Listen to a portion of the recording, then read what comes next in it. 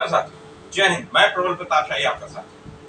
आज मैं एक नई बात, एक अच्छी बात कहना यह आ रहा हूं कि आज मैंने देखा कि एक अखबार है इस देश के अंदर जिसका नाम है द टेलीग्राफ।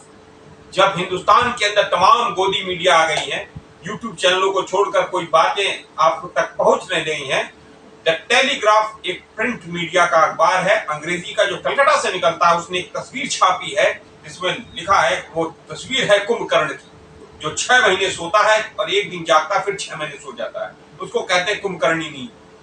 आज के वर्तमान के जो प्राइम मिनिस्टर ऑफ इंडिया हैं, जिनको इंडिया नाम से नफरत है, मिस्टर नरेंद्र मोदी, आज वो कुंभकर्णी नींद में सोए हुए। उनको जो है 80-82 दिन लग जाते हैं किसी चीज को सुनने में।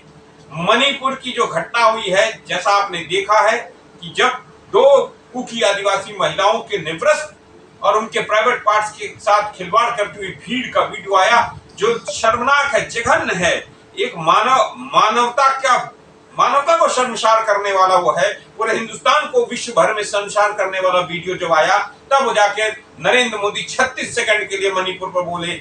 उसके पहले उन्होंने उस हिंसा पर उन्होंने बोलने का प्रयास नहीं किया। आपको मालूम है कि जैसा हम पहले भी आपको बताते आए हैं कि यह जो एक्सपेरिमेंट है, प्रयोगशाला है, वह राम माधव वहां पर 8 वर्षों तक बैठकर मणिपुर में कुकियों और मैकियों को लड़ाने की जो साजिश की, आज उसका साजिश का परिणाम। वहां के मुख्यमंत्री एन बीरेन सिंह है, उन्होंने कोई कार्रवाई नहीं की। नरेंद्र मोदी को उस पर कार्रवाई करते हुए उस सरकार को बर्खास्त करना चाहिए था, लेकिन नरेंद्र मोदी ने आज तक कोई उस सरकार को बर्खास्त, वह तो दूसरी सरकारों को तोड़ने में, जो विपक्षी दलों की सरकार है उनको तोड़ने में, उनके विधायकों को खरीदने में लगे हुए। इसके पहले किसान आंदोलन में 13 महीने तक किसान तमाम बॉर्डरों पर 3 काले कानूनों के खिलाफ बैठे रहे। 13 महीने बाद उनकी नींद, कुंभकर्णी नींद खुली। इसी तरह तमाम अन्य मुद्दे भी हैं जिस पर उनकी कुंभकर्णी नींद खुलती नहीं है। यह स्थिति है इस देश के अंदर, इस देश के प्रधानमंत्री।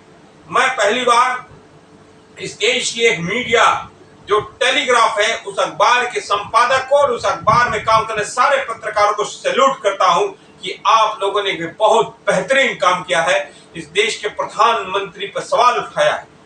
ये सवाल उठाना सबसे बड़ी डेमोक्रेसी में सबसे बड़ा काम होता है, जिसको तमाम गोदी मीडियाओं ने भूल गए। और मैं अन्य गोदी मीडियाओं से, जो मीडिया के तमाम एडिटोरियल के लोग हैं, मैं उनसे कहना चाहता हूं कि आप भी टेलीग्राफ से कुछ जो उदाहरण प्रस्तुत किया, उसे को सबक लेते हुए आप लोग नरेंद्र मोदी की नीतियों के खिलाफ आपको उठ खड़ा होना पड़ेगा और बोलना पड़ेगा।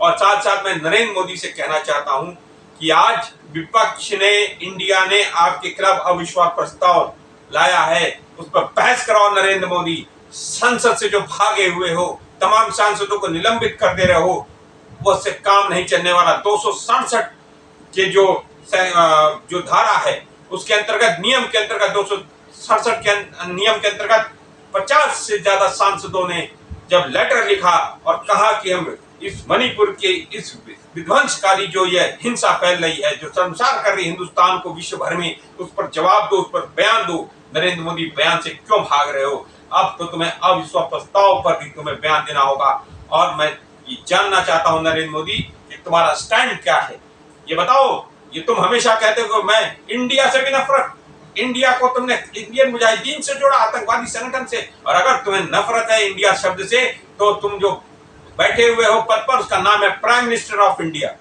तो प्राइम मिनिस्टर ऑफ इंडिया पद है। जिस पार्लियामेंट में बैठते उसका नाम है पार्लियामेंट ऑफ इंडिया। जिस कॉन्स्टिट्यूशन की हलफ उठाए थे उसका नाम है कॉन्स्टिट्यूशन ऑफ इंडिया।